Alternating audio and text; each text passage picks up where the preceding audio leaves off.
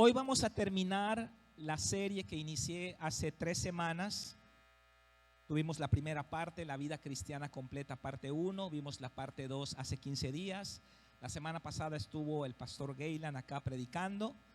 Y hoy mi esposa celebramos 23 años de aniversario. Por ahí nos fuimos a algún lugarcillo por allá. Y bueno, se vio interrumpida la tercera parte, así que hoy vamos a dar la tercera y última parte de esta pequeña serie que se titula La vida cristiana completa. La vida cristiana completa. Y aprendimos, tenemos la imagen de las 7 columnas, por favor. Y aprendimos que Dios nos ha dado rudimentos, ¿verdad? La palabra rudimentos viene del griego arché. ¿Qué significa esta palabra en griego? Ustedes saben que los griegos, los antiguos griegos, fueron los que definieron las palabras, le dieron valor a las palabras, a tal grado que los idiomas actuales, español, inglés, portugués, etcétera, los idiomas occidentales derivan de las raíces griegas y latinas que ellos definieron para cada cosa, ¿no? Y entonces ellos son los que utilizaron la palabra rudimentos. La palabra griega que utilizaron es la palabra arché. De ahí viene la palabra arquetipo, que significa esta palabra el origen o la causa activa, una fuente que le da sustento a otras cosas, un cimiento que trabaja, una autoridad o un poder. El diccionario bíblico Swanson dice que arché es el origen de una acción o un estado de existencia. Y Tales de Mileto, Anaximandro, todos esos antiguos pensadores griegos definieron arché como el comienzo del universo, el primer elemento de todas las cosas, la sustancia inicial. Y ellos definieron este concepto como la existencia de los átomos que le dan forma a lo existente, a lo físico. Fueron los griegos los que estudiaron los elementos. La ciencia viene de ellos, fueron grandes pensadores, y ellos definieron que había detrás de todas las cosas, habían sustancias primitivas que le daban sustento a todas las cosas. En filosofía, un rudimento es un principio, es una causa, un axioma. Un axioma en filosofía es una semilla de la cual brota, de esa semilla brota una planta que ramifica, y en un sentido filosófico, un axioma es una semilla de la cual parte un sistema de creencias. Entonces nosotros tenemos rudimentos. El problema es que tenemos rudimentos equivocados. Si nosotros pensamos en una mujer, en una prostituta, por ejemplo, que no valora su cuerpo, le da su cuerpo a varios hombres por dinero, vamos a ver que hay ciertos rudimentos, ciertas enseñanzas fundamentales en su vida, de la cual parte su conducta, parte su forma de pensar. La cosmovisión que ella tiene de la vida viene de estos cimientos, de estas semillas que fueron plantadas en su corazón, obviamente por el enemigo, obviamente por Satanás. Entonces, estos rudimentos, hermanos, operan o trabajan de forma activa en nuestra vida. Están trabajando todo el tiempo en un segundo plano. No estamos conscientes de ellos, no estamos pensando en ellos todo el tiempo, pero están detrás de nuestros pensamientos, están detrás de nuestras de nuestras palabras, de nuestras decisiones, de nuestra conducta, ahí están detrás, están influenciando, y entonces esos rudimentos construyen la cosmovisión que tenemos de la vida.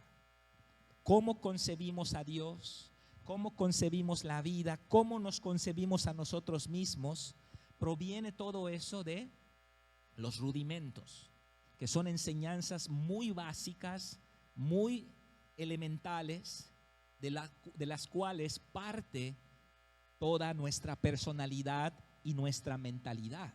Es bien importante.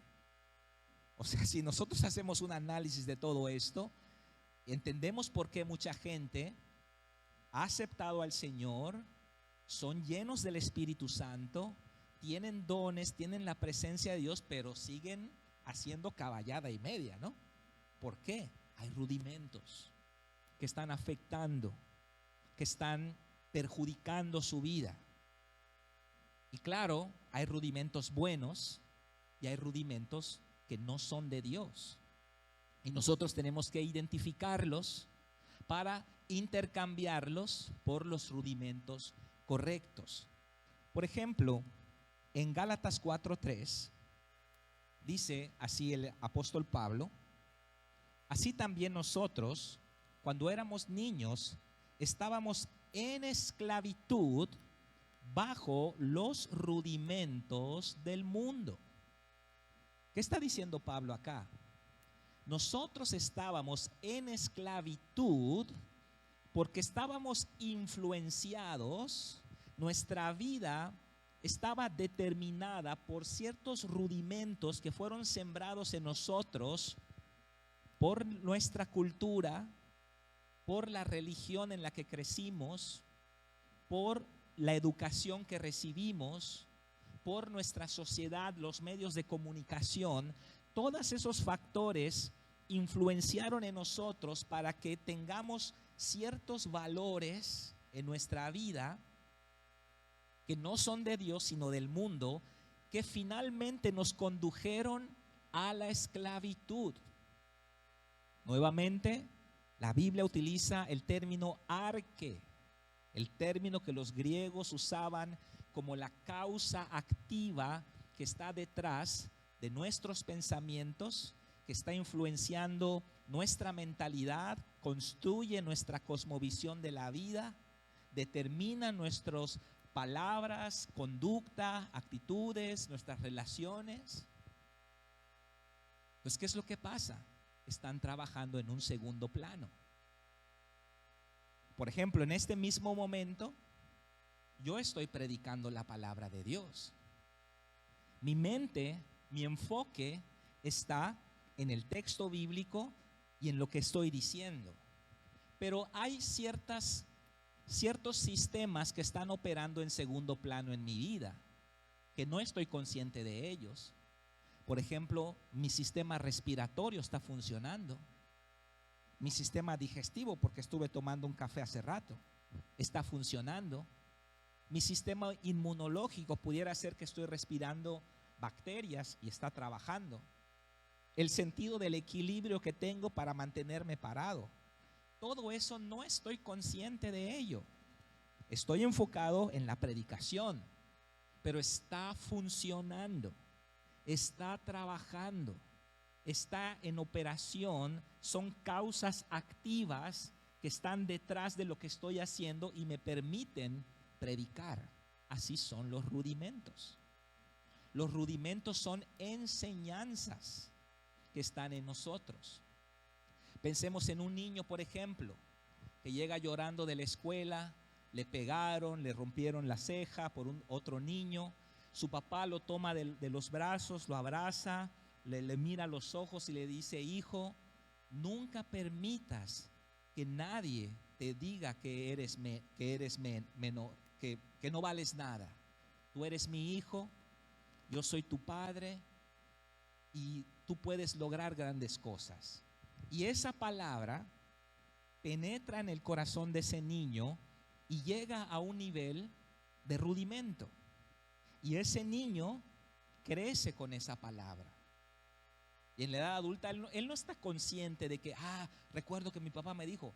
Él vive con eso, porque ya ese rudimento forma parte de su ser. Entonces él no tiene que pensar a cada rato qué es lo que le dijo su papá hace 30 años. No, él vive con eso. Él tiene seguridad de sí mismo. Él emprende cosas mayores que él. No tiene temor de emprender cosas. ¿Por qué? Porque hay un rudimento que está operando. ¿Nos damos cuenta de la importancia, hermanos, de los rudimentos? Son muy importantes. Por ejemplo, en Colosenses 2:8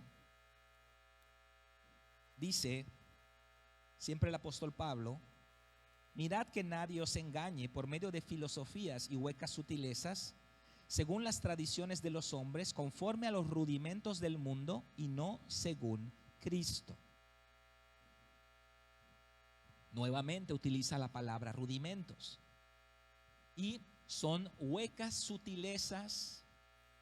Miramos a un joven en las drogas, o miramos a una mujer en el feminismo queriendo destruir las instalaciones y en pro del aborto y todas esas cosas que estamos viendo, y uno dice, ¿cómo alguien puede llegar a ese grado? Bueno, esta es la respuesta. Esta es la respuesta. Y a veces estamos discutiendo con la persona a nivel de fruto y no a nivel de raíz.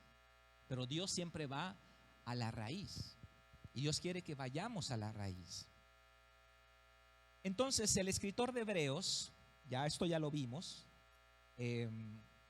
las dos prédicas anteriores están en mi canal de YouTube, los que quieran darle clic a la campanita y ya saben todo lo que se dice, pues ahí está toda la explicación, ¿verdad? Ahora nada más estoy haciendo un breve repaso, pero el escritor de Hebreos nos presenta 7 rudimentos que deben ser fundamentales y de los cuales debe partir toda nuestra enseñanza. Y ahora sí vamos a poner la gráfica, ¿ok? Dice el versículo 1 del capítulo 6, por tanto, dejando ya los rudimentos de la doctrina de Cristo, o sea, el escritor de Hebreos está reconociendo que esto es lo más básico de la doctrina de Cristo. Vamos adelante a la perfección, es decir, partiendo de estos rudimentos podemos madurar, no echando otra vez el fundamento de arrepentimiento de obras muertas. Es decir, el escritor de Hebreos está diciendo, necesitamos crecer, pero vamos a partir de estos rudimentos. Y entonces nos presenta los 7 rudimentos que vemos en la pantalla. Y aquí no tenemos cañón, ¿no? Ok. Bueno, sí lo logran ver allá. Entonces, dice acá, 1, el arrepentimiento de obras muertas. 2, la fe en Dios. 3, la doctrina de bautismos. Como está en plural, sabemos que se refiere al bautismo en agua, 3ª columna, y bautismo en el Espíritu Santo, 4ª columna. De la imposición de manos, de la resurrección de los muertos, 5 y 6, y 7 del juicio eterno. Entonces el escritor de Hebreos está dándonos cuáles son las 7 enseñanzas más básicas del Evangelio. Hemos cometido un error cultural, la iglesia moderna. Le hemos dicho evangelizar. Vamos a predicar el evangelio, vamos a evangelizar a Canacín. Bueno, está bien porque vamos a compartir el evangelio, pero el evangelio es mucho más que guiar a alguien a aceptar a Jesús. Este es el evangelio. Todo esto es el evangelio. Y a veces pensamos que el evangelio solamente es guiar a alguien a aceptar a Jesús, le presentamos las 4 realidades espirituales y lo guiamos a hacer una oración de fe. Listo, ya le prediqué el evangelio en 10 minutos. No. Todo esto es el evangelio. Y nosotros, para que nuestra vida pueda ser edificada, como dice Proverbios 9:1, la sabiduría edificó su casa, labró sus 7 columnas. Nosotros tenemos que entender, estudiar, conocer y experimentar estas revelaciones, estas enseñanzas importantes que van a definir un cimiento espiritual para nuestra vida. Porque si no tenemos alguna de ellas, nuestra vida se vería de esta manera. Vamos a poner la siguiente. Así, toda resquebrajada y algunos pilares que no están trabajando. O se podría ver de esta otra manera. Así. Faltan pilares y entonces estamos muy emocionados, salimos de la iglesia queriendo cambiar el mundo, pero al martes ya estamos otra vez de moco caído, ¿no? ¿Por qué? Porque nos falta cimentar nuestra vida, fundamentar nuestra vida. Vamos a regresar al primero, para que de esta manera pueda ser edificada en sabiduría. Entonces, ¿cómo estamos en cada uno de estos 7 pilares? Yo les digo que la palabra de Dios no solamente debe ser entendida, no solamente debe ser estudiada, la palabra de Dios debe ser experimentada, debe ser vivida, no es solamente estudiada. Ese es el problema de muchos teólogos de hoy, que están teniendo el mismo problema que los fariseos que crucificaron a Jesús. Los fariseos que crucificaron a Jesús tenían conocimiento bíblico, conocían al pie de la letra la ley de Moisés, pero vino delante de ellos el Hijo de Dios y no lo reconocieron. Porque no podemos reducir la teología a una serie de dogmas y conceptos filosóficos o, digamos, confesiones. La confesión bautista de 1658, la confesión belga y dichos, ¿no?, de otras personas, porque no funciona así. La verdadera teología se da en el ámbito de la revelación. Yo tengo que experimentar a Dios. No es lo mismo que yo lea de tal manera amó Dios al mundo, a que yo tenga una revelación del amor de Dios. Por eso estas doctrinas no solamente tienen que ser entendidas, estudiadas y debemos de tenerlas en su correcto orden, como están en la Biblia. También tienen que ser vividas, también tienen que ser experimentadas. Yo puedo decirte cuáles son los 5 pasos del verdadero arrepentimiento, pero lo he vivido, lo he experimentado, ha venido la convicción de pecado sobre mi vida. Como decía Charles Finney, de acuerdo a la profundidad de tu arrepentimiento, el nivel de profundidad de tu arrepentimiento es directamente proporcional al nivel de tu entrega. Por eso la mujer que tenía, que besó los pies de Jesús y ungió sus pies con perfume, a ella era una prostituta, le habían echado fuera 7 demonios, y el nivel y la profundidad de su arrepentimiento fue tal que su agradecimiento tenía un nivel muy alto. Y Jesús le dijo al fariseo que le invitó a comer: tú no me lavaste los pies, tú no me besaste, no me ungiste con ungüento, porque tú crees que a ti se te perdonó poco. Pero ella tiene la revelación de que a ella se le perdonó mucho, porque al que poco se le perdona, poco ama. Y al que mucho se le perdona, mucho ama. Y no es que a alguien se le perdone poco, porque a nadie se le perdona poco, pero hay quien cree que se le perdona poco. El que cree que se le perdona poco, poco ama. Si tengo tiempo voy. Si no me es ningún prejuicio, voy y ayudo. ¿Por qué? Porque él cree que se le perdonó poco. Él dice: no estoy tan en deuda con Dios. Y El nivel del arrepentimiento nos va a dar eso. Por eso no es solamente entender la doctrina de forma teórica, de forma bíblica, buscar en el griego, en el hebreo, todo eso está perfecto y todo eso es parte del estudio de la palabra de Dios. Pero es vivirlo, experimentarlo.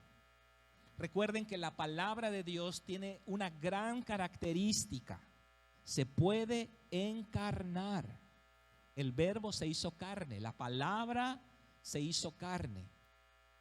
Hebreos 4:12 dice que la palabra de Dios es viva y eficaz, más cortante que toda espada de dos filos, y penetra hasta partir el alma y el espíritu, las coyunturas y los tuétanos, y discierne las intenciones y los pensamientos del corazón. O sea que la palabra de Dios no es solamente un conjunto de dichos, de reglas o de teorías espiritualistas.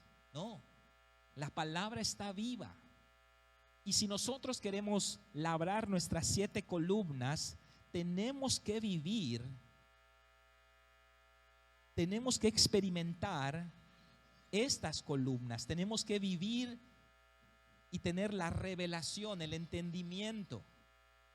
Obviamente esto no lo vamos a lograr en una semana de estudiar el bautismo en agua, no, pero si somos diligentes, Dios nos va a ir dando la revelación. El bautismo en agua, tenemos un estudio en el libro de Fundamentos, capítulo 6, Fundamentos 1, tenemos un estudio del bautismo en agua. Y todos ustedes, o la mayoría de ustedes, han pasado ese estudio, hicieron la tarea, leyeron los versículos, dijeron: sí lo entiendo, esto es así, así, así, así, listo, ya lo entendí. Sí, pero eso solamente es algo de teoría. Tenemos que vivirlo. Y no me refiero solamente a que lo vivamos también en un aspecto físico. Digamos que, bueno, ya estudié la doctrina, ya estudié el capítulo 6 del libro de Fundamentos, ya lo entendí y ahora ya me bautizaron también, ya lo viví físicamente, me sumergieron en el agua. No es solamente eso. Es el entendimiento espiritual, la experiencia espiritual de lo que conlleva la realidad de lo que esa verdad va a ser en mi vida. La realidad de que soy circuncidado. La realidad de que el Espíritu Santo me circuncidó con circuncisión no hecha a mano, y que echó de mí el cuerpo pecaminoso carnal, y que ahora vivo en la realidad de una vida nueva en Cristo Jesús. Yo tengo que tener la experiencia, no solamente el entendimiento teórico, teológico, la experiencia vívida de cada una de esas 7. Por eso en un tiempo yo oraba, yo creo que Dios no me contestó esa oración por misericordia, pero un tiempo yo le decía a Dios: revélame la condenación, dame una revelación. Quiero saber qué es estar condenado a una eternidad viviendo sin ti. ¿Para qué? ¿Por qué le pedía eso yo al Señor? Porque yo reconocía que me faltaba temor en mi corazón, temor de Dios en mi corazón. Necesitamos tener temor de Dios. Y las personas que han tenido esas revelaciones, como Bill Wiese, que tiene su libro 23 minutos en el infierno, que recomiendo mucho, un hombre que estuvo 23 minutos ahí, fue llevado al infierno. Él escribió un libro, cambió su vida, viaja por el mundo ahora. Las personas que han tenido esas revelaciones no solamente tienen el conocimiento bíblico, el conocimiento de la letra, el conocimiento doctrinal, tiene la experiencia de este pilar. ¿Y crees que ese hombre va a mentir? ¿Crees que ese hombre va a engañar a su esposa? ¿Crees que ese hombre va a faltar en sus diezmos y ofrendas? ¿Crees que ese hombre va a tomar a la ligera los mandamientos de Dios? No. ¿Por qué? Porque tiene una revelación, tiene un entendimiento de lo que es el séptimo pilar de de este grupo de rudimentos. Y es lo que tenemos que hacer. Tenemos que labrar nuestras 7 columnas. Tenemos que ver en dónde estamos faltos. Y voy a iniciar una serie en el tiempo de células con cada uno de estos. Esta semana vamos a empezar con este, para que vayamos viendo en las siguientes 7 semanas cada uno de estos pilares, para que vayamos por lo menos a tener un conocimiento básico. Pero recuerden que es el Espíritu Santo, es el Espíritu Santo el que va a llevarnos a la revelación, el que va a darnos el entendimiento. Yo les puedo dar el conocimiento.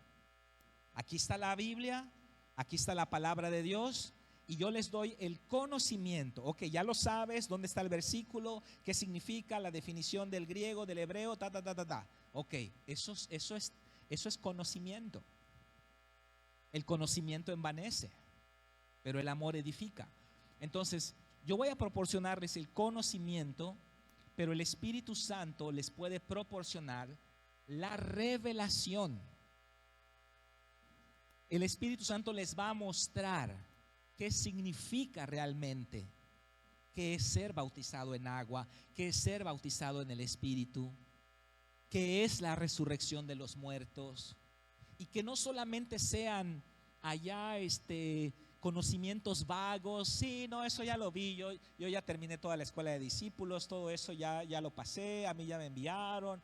No, sino que haya revelación, que la palabra se encarne en cada uno de nosotros y que vivamos en la realidad, en la dimensión correcta de estas 7 doctrinas, 7 enseñanzas que deben integrarse a nuestra alma, deben encarnarse en nosotros, formar parte de nosotros y nosotros vivir y desarrollar nuestra vida, aunque no estemos todo el tiempo pensando en ellas, pero están operando en un segundo plano, están influenciando nuestra vida, nuestras decisiones, nuestras relaciones, la manera en que educamos a nuestros hijos, la manera en que manejamos nuestras finanzas, la manera en que manejamos nuestra vida, el tipo de música y películas que vemos, el tipo de libros que leemos, el tipo de conversaciones en las que participamos, el tipo de decisiones que tomamos. Todo eso va a provenir de un buen set de rudimentos establecidos por Cristo para que nosotros podamos crecer de una manera, como dice acá el libro de los Hebreos, podamos alcanzar la perfección. Así que si nosotros sabemos que estamos faltos en alguno de estos, vamos a hacer 2 cosas. Número 1, vamos a estudiarlo. Y como ya dije, repito, voy a dar 7 enseñanzas en las próximas 7 semanas, una por cada pilar, y eso nos va a ayudar. Pero vaya más allá de eso, ¿no? No se quede solamente en eso. Y esa es una parte. Y la otra parte es pedirle al Espíritu Santo, revélame, dame el entendimiento. Quiero entenderlo no solamente acá, sino acá también, en mi espíritu. Quiero tener la revelación de estas verdades sin las cuales no voy a poder salir adelante. Platicábamos hace rato del ministerio Peña de Oreb. ¿Qué pasa si nosotros le damos esto a los internos? ¿Cómo van a salir? ¿Cuál es el problema con los anexos de seculares? Que se les da psiquiatría, medicamentos, atención humanista, los abrazan y todo eso de alguna manera ayuda, pero no llega al rudimento, no llega a la raíz.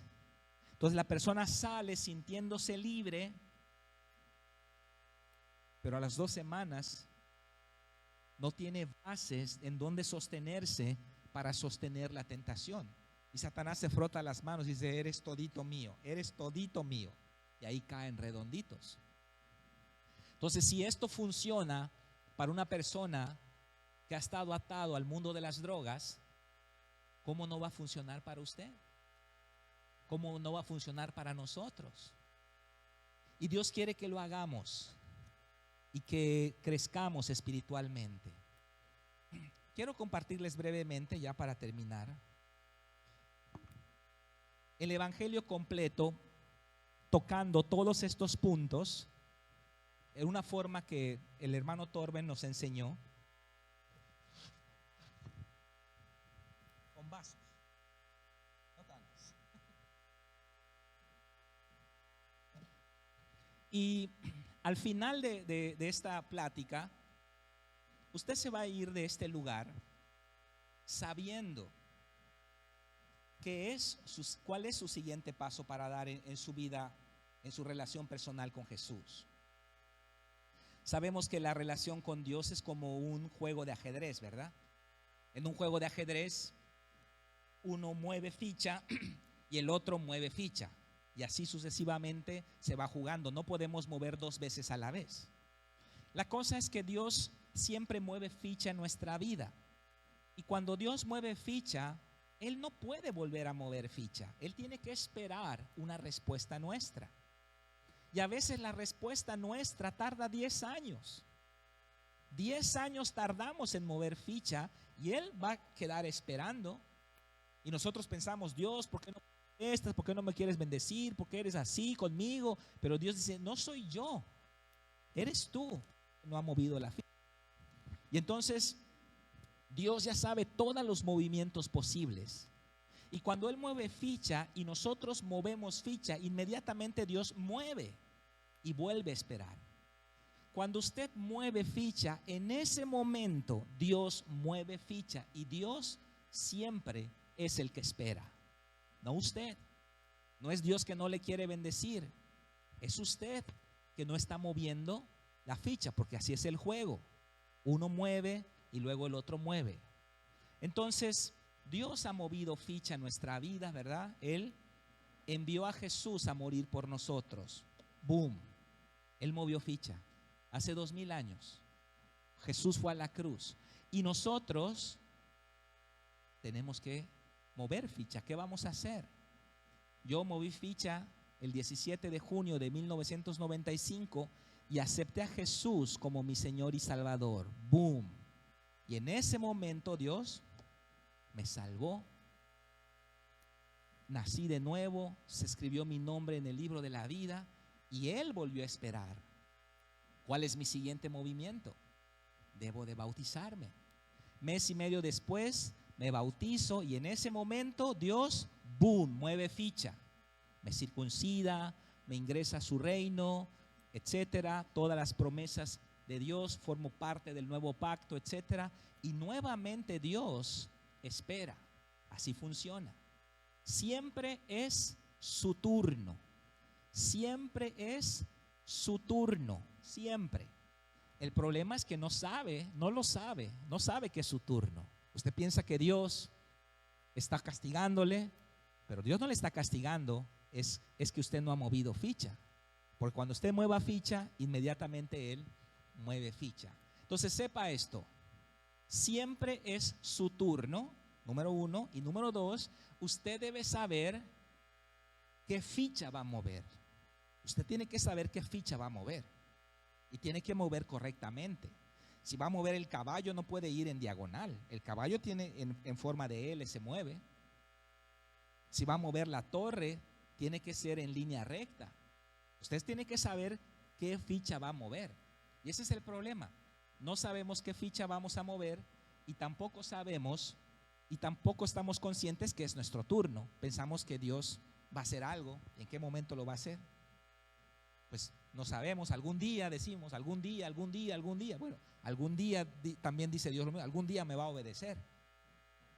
Y estamos allá esperando cuando debemos estar actuando. Quiero pedirle a Marita que venga acá un segundito. Vamos a suponer que esta botella es Dios.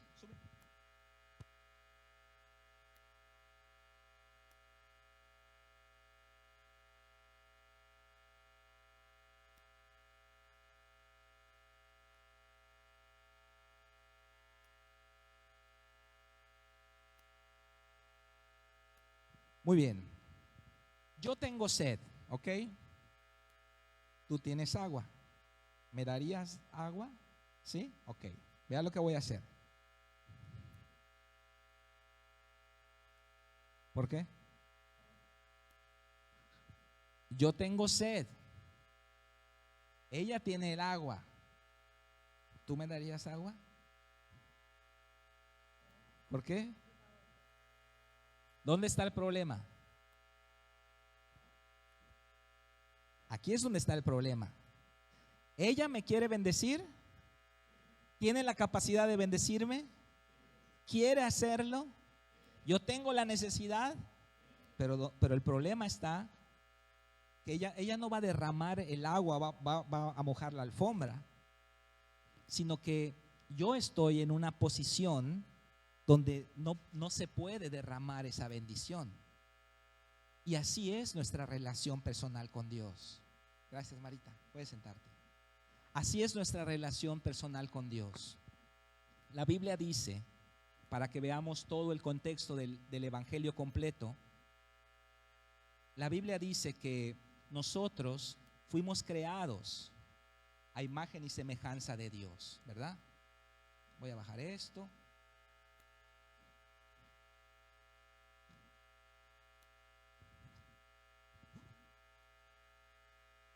Fuimos creados por Dios para vivir en comunión con Dios. Y en el principio la comunión con Dios era perfecta.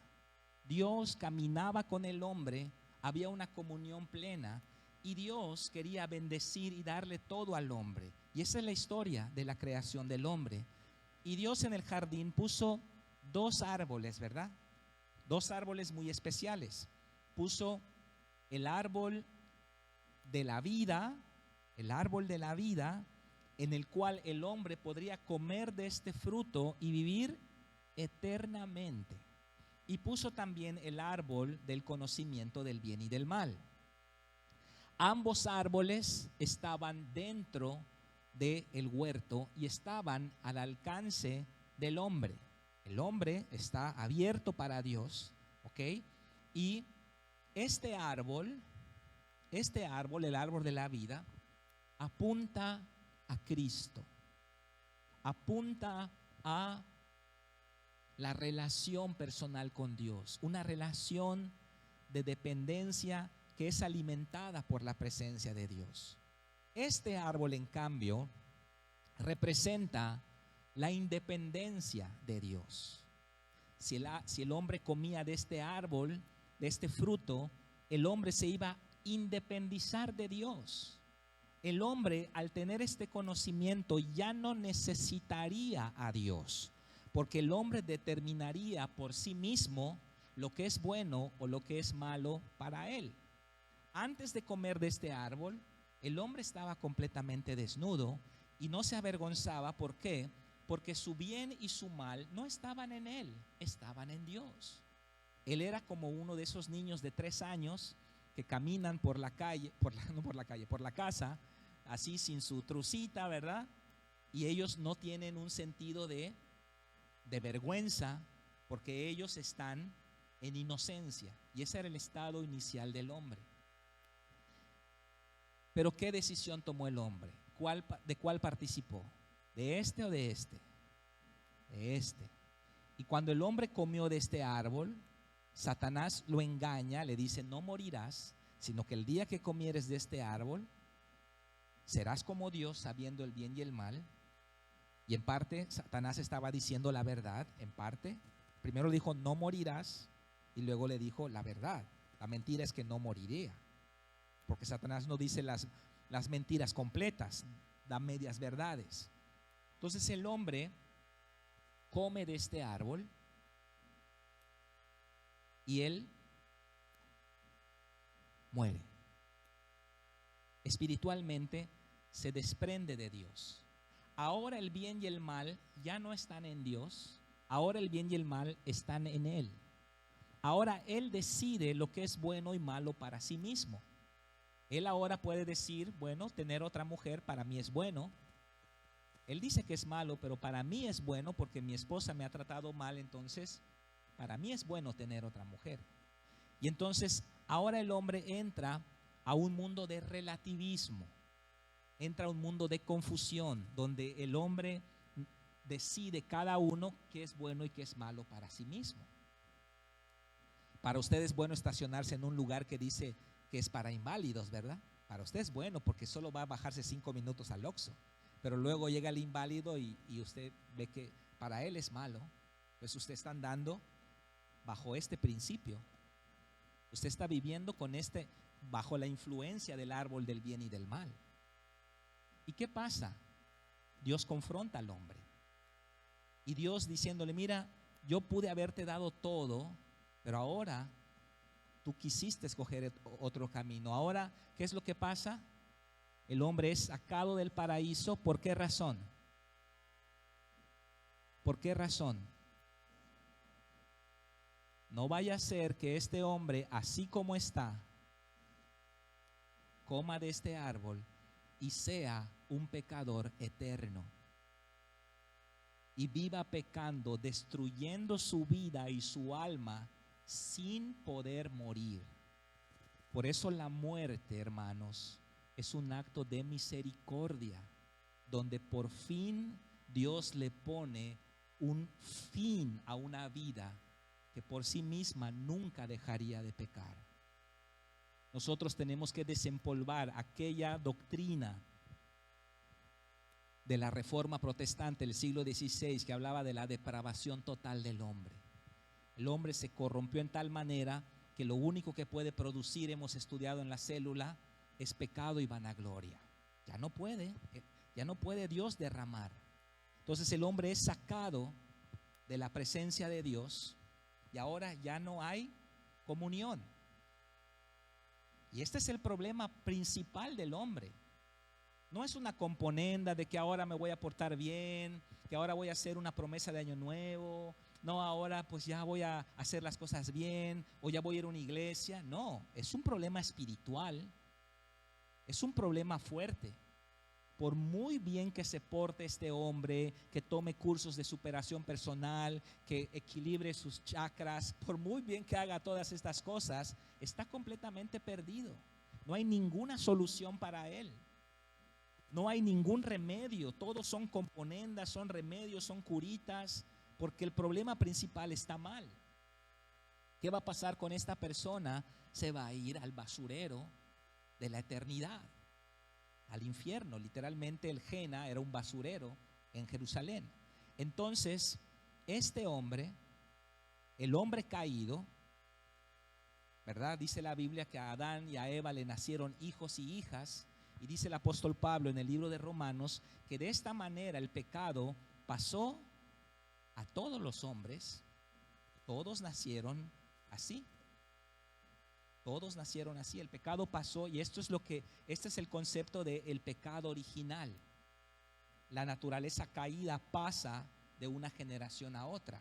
Y entonces vivimos en un mundo de caídos, vivimos en un mundo de pecado. ¿Y cuál es el problema que tenemos hoy? Que no podemos determinar si somos buenos y malos. ¿Por qué? ¿Por qué? Nos comparamos con los demás, no nos comparamos con la regla de comparación correcta. Si usted se compara con los demás, si yo le pregunto a usted, ¿es una buena persona? Diría yo que sí. Yo le volvería a preguntar, ¿comparado con quién?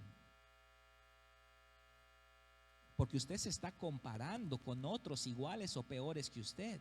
Usted no está haciendo una comparación fidedigna, porque no se está comparando con la comparación correcta, con la ley de Dios. Entonces usted dice, bueno, yo no soy tan malo porque mi cuñado es peor, porque mi vecino es peor, porque en mi escuela, no, a ellos sí llévalos al encuentro, pastor, no, tremendo esos vatos, no. Yo ahí la llevo, más que mal, ahí la llevo, ¿no? No, usted está cometiendo ese error porque usted está caído también. Claro, la manifestación de nuestra maldad, eso es diferente en cada uno de nosotros. Unos manifiestan su maldad de otra forma y a cierto nivel, otros manifiestan su maldad de otra forma y a cierto nivel, pero todos hemos cometido el más grande de los pecados, y el padre de los pecados, del cual todos los demás pecados provienen, es por el cual seremos juzgados. Usted ya lo cometió. Darle la espalda a Dios. Ese es el padre de los pecados, y de ese es que somos llamados a arrepentirnos. Usted ya cometió ese pecado. No importa que es un buen vecino, no importa que es una persona moral y ayuda a los niños, no importa. Usted ya cometió el pecado principal y se va a ir al infierno siendo un buen vecino. Se va a ir al infierno siendo un buen ciudadano. Se va a ir al infierno siendo una linda persona, porque usted ya cometió el más grande de los pecados y está cometiendo el error de compararse con otros iguales o peores que usted. Pero ¿cuál es la regla de comparación que Dios nos ha dado para saber si somos buenos o malos? Es la ley. La ley de Dios, los 10 mandamientos. ¿Alguna vez ha mentido? ¿Cómo se le llama a alguien que miente? Mentiroso.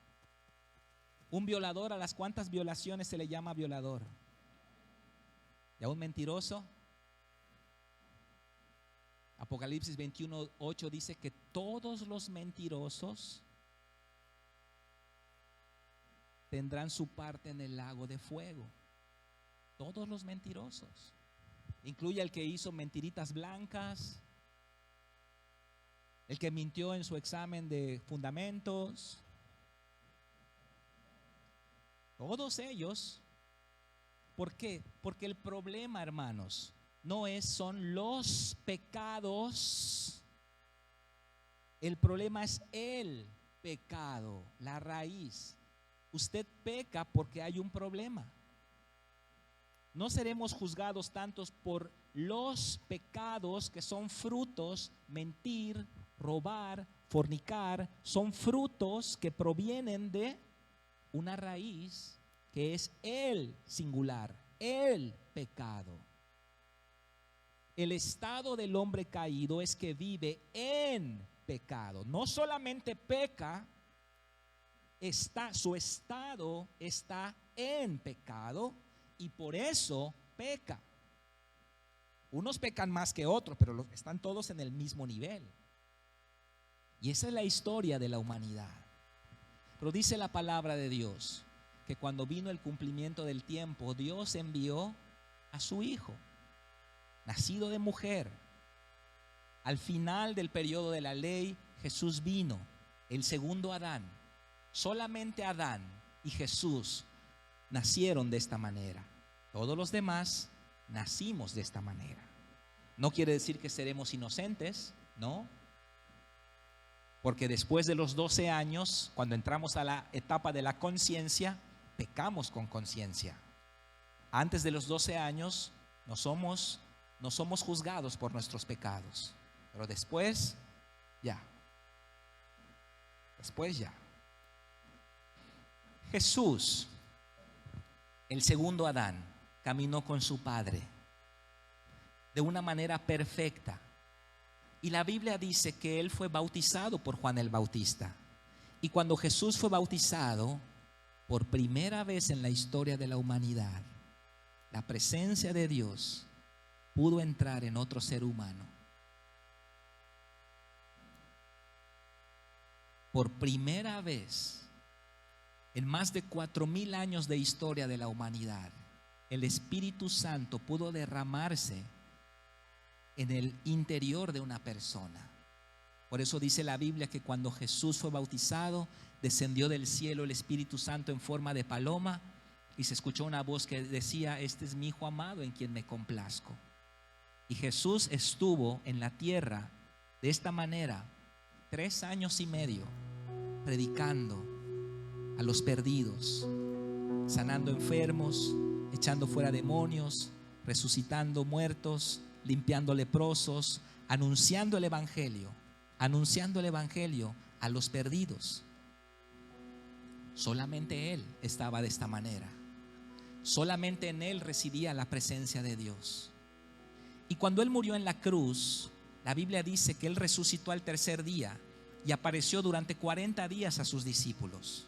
Y en Juan 20:22 Él aparece a sus discípulos estando la puerta cerrada y Él sopla y les dice: paz a vosotros, recibid al Espíritu Santo. Y en ese momento sus discípulos, por primera vez en la historia, pecadores que habían estado cerrados, fueron destapados. Y ahí es donde nacen de nuevo.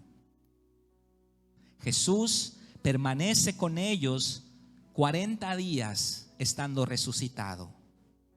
Y antes de 10 días antes de Pentecostés, Jesús es tomado al cielo y está sentado a la diestra del Padre. Y un día regresará a juzgar a vivos y muertos. 10 días después, por primera vez en la historia de la humanidad, el Espíritu Santo se derrama en personas que antes habían sido pecadoras. Y Él derrama su presencia en el día de Pentecostés. Y ahora no solamente era uno que tenía la presencia del Señor, ahora eran más de 120 que estaban en un estado de restauración. Estaban ahora redimidos, habían sido perdonados sus pecados y la presencia de Dios estaba sobre ellos. ¿Qué es lo que hicieron? Predicaron a su generación también, echaron fuera demonios, sanaron enfermos, limpiaron leprosos, resucitaron muertos, compartieron el evangelio. Y mientras ellos compartían el evangelio, otros eran despertados, eran nacidos de nuevo, eran resucitados, y el Espíritu Santo también venía sobre ellos. Y ellos transformaron su generación. El primer siglo, ellos predicaron a su generación. Y así, hermanos, llegó hasta nuestros días el evangelio. Hoy tenemos gente que está así, que ha nacido de nuevo, pero no están llenos. Tenemos gente que está así. Y aquí estamos nosotros en el siglo XXI. Y la Biblia dice que Jesús un día va a regresar, ¿verdad? Un día va a regresar, y dice en Mateo capítulo 25 que Él va a reunir delante de sí a todas las naciones y va a poner a su derecha a los suyos, a sus ovejas, y va a poner a la izquierda a los cabritos. El pastor va a separar las ovejas de los cabritos. Y entonces el Señor va a dirigirse primero a los que están a su derecha, a sus ovejas. Y Jesús va a venir acá y les va a decir: vengan, benditos de mi Padre, entren al reino preparado para ustedes desde antes de la fundación del mundo. Porque tuve hambre y me dieron de comer, tuve sed y me dieron de beber, estuve enfermo y me visitaron, estuve en la cárcel y vinieron a mí. Y los redimidos se van a sorprender y se van a acercar a Jesús y le van a decir: Señor, ¿cuándo tuviste hambre y te dimos de comer? ¿Cuándo estuviste enfermo y te visitamos? ¿Cuándo estabas en la cárcel y venimos a ti? Y el Señor les va a responder: por cada persona que ustedes lo hicieron, a mí me lo hicieron. Entren, benditos, al reino de Dios preparado para ustedes desde antes de la fundación del mundo. Y el Señor se va a dirigir al segundo grupo y les va a decir: apártense de mí, malditos, al fuego eterno preparado para el diablo y sus ángeles, porque tuve sed y no me dieron de beber, tuve hambre y no me dieron de comer, estaban muy ocupados en sus vidas, estaban demasiado ocupados en sus cosas personales. Estuve enfermo y ni siquiera un WhatsApp me enviaste. Estuve en la cárcel y no te importó. Vivieron solamente para ustedes. Desperdiciaron la vida que yo les di en cosas vanas. Y estos hombres que están acá se van a acercar al Señor y le van a decir: Señor, ¿cuándo tuviste hambre y no te dimos de comer? ¿Cuándo tuviste sed y no te dimos de beber? Dinos, ¿cuándo estabas enfermo? Si supiéramos que eras tú, por supuesto que íbamos a visitarte. Y Jesús le dice: por cuanto no lo hicieron con alguno de mis discípulos, a mí no me lo hicieron. Apártense de mí, hacedores de maldad. Y estos, dice la Biblia, entrarán al reino de Dios, y estos serán arrojados al lago de fuego que hierve con azufre, preparado para el diablo y sus ángeles. Ahora nosotros, hermanos, ¿dónde nos encontramos?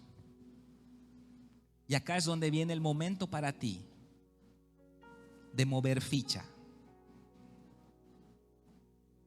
Tú hoy vas a decir en dónde te encuentras. Voy a correr esto para acá. Estos no cuentan. Número 1. ¿No te has arrepentido de tu vida? ¿Sigues en el trono de tu corazón? Dios solamente es un accesorio para ti. No piensas darle todo, simplemente beneficiarte de las cosas que Él da. Así que si hay tiempo, si te sobra algo, entonces piensas en Dios. Claro, cuando hay problemas serios, una enfermedad, ahí sí le buscas. Pero podemos identificar una persona que no está arrepentida cuando Dios solamente es un accesorio en su vida. Está toda su vida, está sus hobbies, su trabajo, su dinero, su vida, y ahí está Cristo a un ladito, ahí está Jesús a un ladito, pero Él está en el trono. Si este es tu caso, tu siguiente ficha es arrepentirte. Esa es tu siguiente ficha. Dios está esperando y Él va a mover ficha cuando tú muevas ficha. Puedes tomar un tiempo a solas con el Señor hoy en la tarde, salir a caminar y decirle: Señor, yo estoy así. Te he pedido que me llenes, te he pedido que me bendigas, pero ahora me doy cuenta que el problema no es que tú no quieras bendecirme, sino que yo estoy así. O puede ser que tú ya has creído en Jesús, ya vienes a la iglesia, pero no te has bautizado, no has sepultado al viejo hombre con sus pasiones y deseos, y entonces también estás así. ¿Cuál es el siguiente paso si tú estás en esta condición? El siguiente paso es bautizarte en agua. No esperes más. Habla con tu líder de célula, habla con el pastor de la iglesia, agenda una cita hoy mismo si quieres. Te podemos bautizar. Pero quiero que sepas que lo que sigue en tu vida no depende de Dios, sino de ti. Lo que Dios quiere hacer en tu vida está detenido porque tú necesitas dar este paso. Que lo que Dios tiene para nosotros solamente es posible cuando le toca a Él mover ficha. Pero es tu turno, siempre lo es. Siempre es tu turno.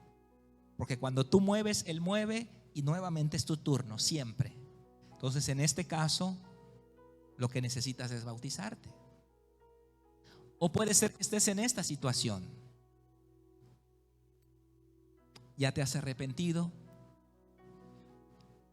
ya has aceptado a Jesús, segundo pilar, ya estás bautizado en agua, pero solamente tienes el vaso, no ha sido llenado. Tienes la disposición, tienes ahora naturaleza, pero no has recibido el bautismo en el Espíritu Santo. El bautismo en el Espíritu Santo, el cuarto pilar, solamente puede ser vertido. Aquí está la clave. Aquí está la clave. En un corazón que tiene hambre y sed de Dios. Y ese corazón, por lo general, proviene de estos dos procesos anteriores. Porque el Espíritu Santo no es algo que Dios le da a uno sí y a uno no, a uno sí, tú sí, sí, sí, tú no, tú sí, tú sí, tú no, tú no, tú sí. No es así. El Espíritu Santo es algo que se vierte sobre aquellos que lo jalan con su necesidad. Por eso el bautismo en el Espíritu Santo es un proceso personal. Nosotros podemos ayudar a orar, pero realmente es un proceso personal. Yo recibí esto estando en mi habitación solo en la noche. Yo lo recibí asistiendo a una iglesia bautista donde no se creía en el bautismo en el Espíritu Santo, no en la forma bíblica. Y así que nadie oró por mí. Es un proceso personal. Si usted está en esta condición, su siguiente paso es el bautismo en el Espíritu Santo. O a lo mejor ya se arrepintió, ya fue bautizado, ya recibió el bautismo del Espíritu Santo, pero todavía no ha iniciado a servir al Señor. Tiene que servir al Señor. ¿Cuál es su siguiente paso? Ser enviado, empezar a ser discípulos. Ese es el siguiente paso. Y el modelo al cual el libro de Hebreos nos habla, que si tenemos los 7 pilares podemos alcanzar la perfección. El modelo es este. Este es el modelo al que debemos alcanzar, al que debemos llegar. Al principio un poquito medio con tropezones, pero no importa. Pero este es el modelo. ¿Cuál es ese modelo? Ser como Jesús. Una persona que ha nacido de nuevo, que ha sido bautizada en agua, que ha sido bautizado en el Espíritu Santo, que está haciendo discípulos, que ya empezó a sanar enfermos, echar fuera demonios, guiar a otros al arrepentimiento. Esto es lo que debe hacer el resto de su vida. Hermanos, atiéndame acá. Por estos viene el Señor. Estos son los que están en el lado derecho cuando el Señor regrese. Estos, los que dieron de comer, los que sirvieron en las casas hogares, en los anexos, en las cárceles, los que evangelizaron, los que hicieron discípulos, los que echaron fuera demonios, son estos. De acá hay inseguridad, aquí es la seguridad. La meta que dice el libro de Hebreos, la perfección es esta.